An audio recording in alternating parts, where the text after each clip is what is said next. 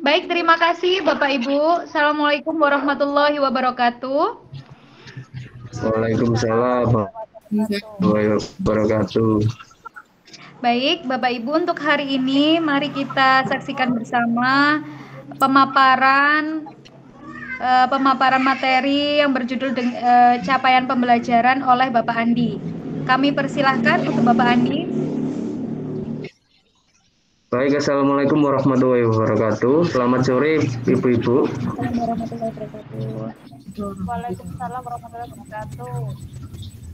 Hari ini saya akan memaparkan sedikit tentang capaian pembelajaran.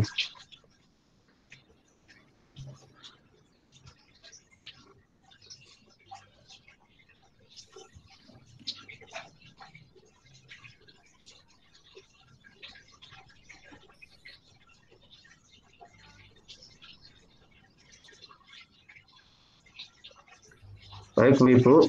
Sekarang kita masuk ke materi capaian pembelajaran. Jadi bisa dilihat dari sini, dari PPT-nya.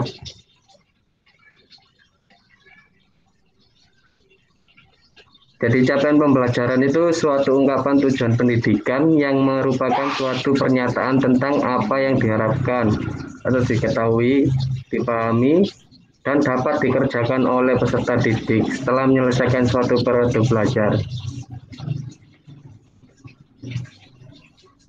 Selanjutnya tentang pengajaran yang sesuai dengan capaian dan tingkat kemampuan.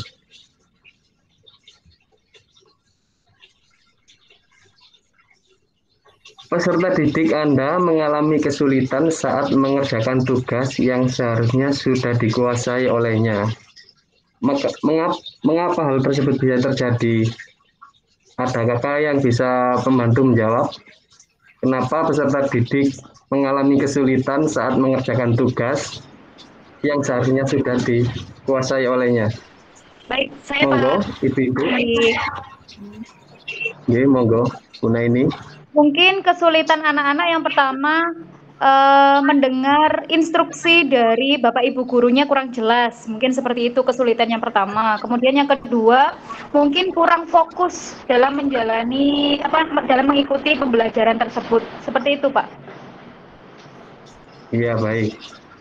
Mungkin ada masukan lagi dari ibu-ibu yang lain, Bu Umi, Putri, atau Bu Titi? Iya. Monggo. Sama seperti Bunda ini, yaitu dua kategori tadi, tetapi saya ada lagi penambahan, yaitu mungkin materi pada saat itu sulit untuk dipahami, dalam artian siswa itu sulit mencerna pemahaman dari Bapak Ibu masalah pembelajaran yang materi yang sedang diajarkan. Terima kasih. Baik, selanjutnya mungkin ada yang mau menambah lagi, monggo Ibu. Saya tambahi Bapak Ibu, Pak Andi. Iya. Mungkin juga anaknya pada saat materi pembelajaran itu, anaknya juga tidak absen atau mungkin tidak mengikuti pada saat dia memberikan pada saat Bapak Ibunya memberikan materi. Karena kan dia ketiduran atau dia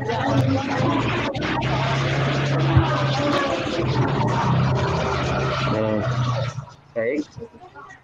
Sudah? Saya lanjutkan lagi ya.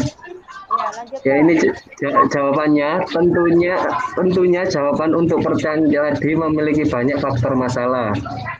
Namun salah satu yang bisa menjadi akar permasalahan dari kejadian tersebut adalah level atau tingkat capaian ataupun kemampuan dari peserta didik tersebut yang belum tepat dengan capaian belajar yang diharapkan. Yang kedua, pembelajaran yang tepat untuk peserta didik harus disesuaikan dengan tingkat kemampuan dari peserta didik tersebut.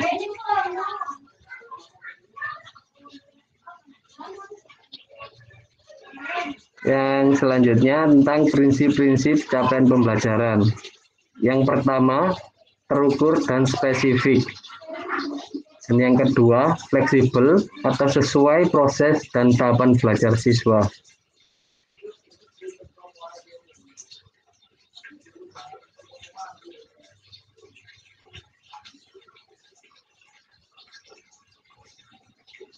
Nah, sekilas mengenai pengajaran sesuai dengan capaian atau tingkat kemampuan.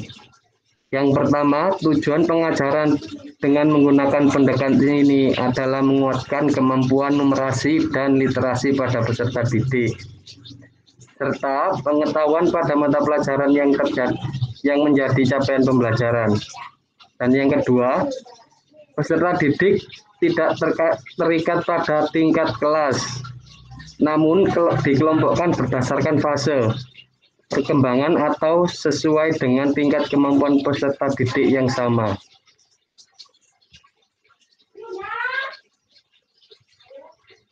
Selanjutnya, mengenai format rumusan capaian pembelajaran.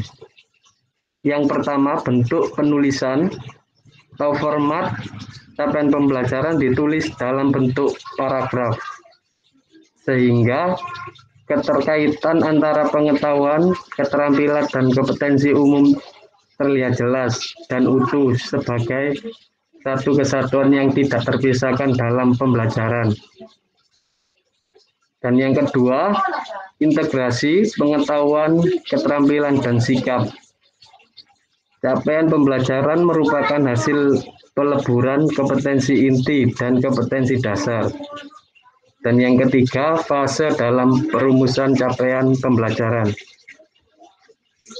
Capaian pembelajaran dirumuskan dalam bentuk fase-fase yang menyatakan target capaian untuk rentang waktu yang lebih panjang.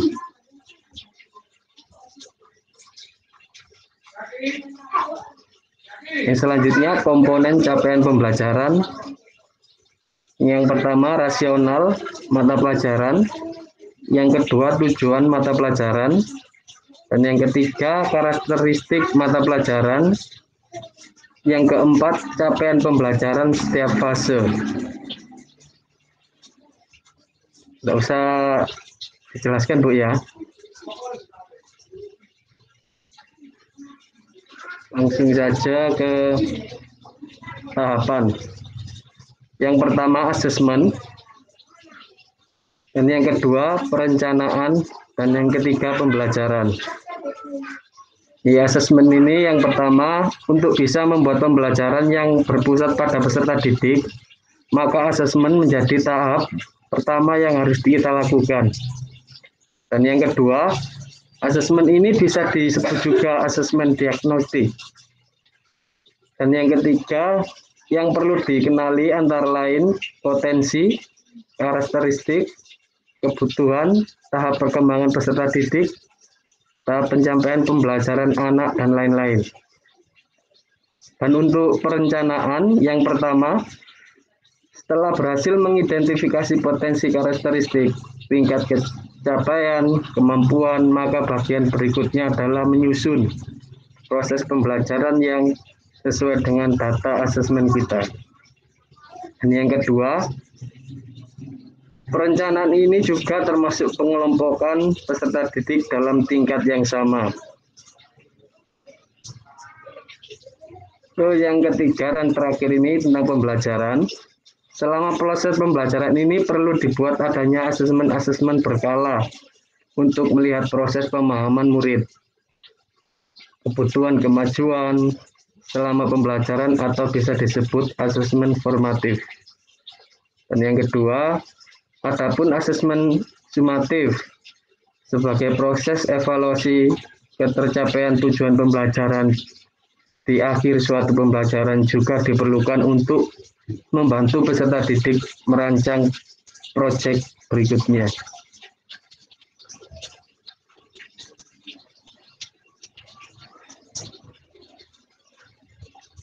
Baik, itu saja yang bisa saya sampaikan mengenai materi capaian pembelajaran.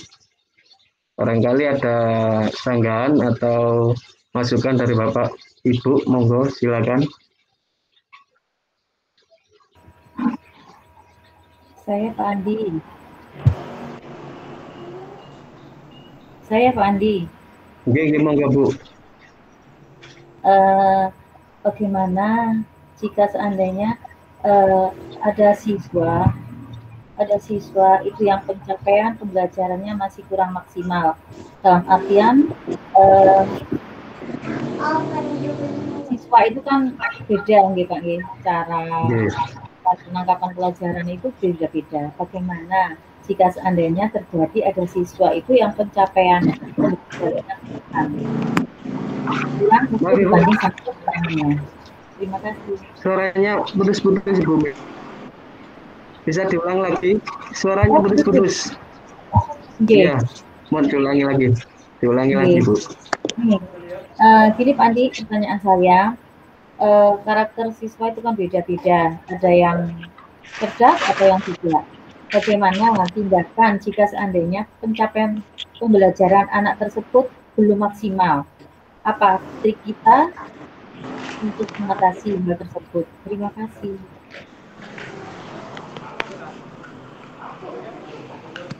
Putus-putus Pak. Halo. Halo, nggih, mboten. Pak.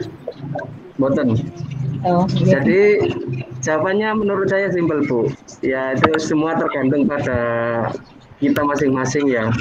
Maksudnya kita harus ekstra sabar dan telaten untuk mengajari peserta didik, itu aja. Kita sesuaikan dengan karakteristik mereka masing-masing. Nggak bisa kita paksakan harus seperti si A, harus seperti si B. Jadi dari kita sendiri, jawabannya itu aja. Telaten pembuatan. Oke, dalam artian barangkali ada tips atau apa, barangkali disendirikan, kemudian diadakan suatu kayak pembelajaran khusus atau bisa kita kelompokkan bagi siswa-siswa yang seperti itu, kita kelompokkan sendiri, nanti mungkin ada tambahan lagi buat pemahaman materi kayak gitu. Oke. Terima kasih Pak Andi. Oke.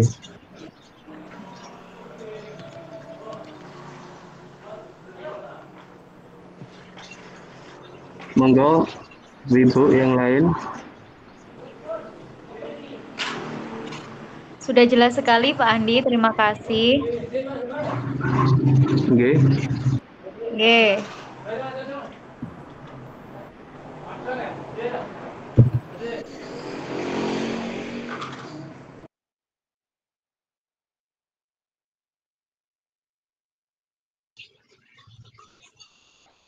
Baik Ibu-Ibu, kalau nggak ada sanggahan atau pertanyaan lagi, bisa saya kembalikan ke moderator.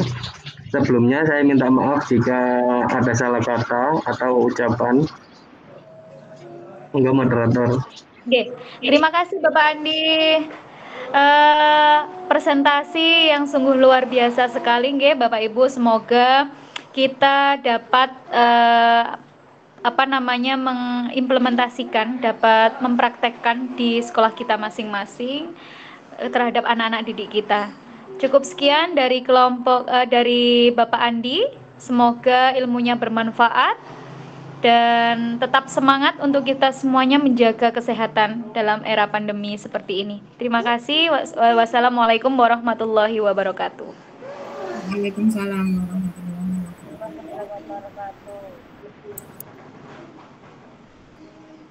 Monggo dicek Pak Andi.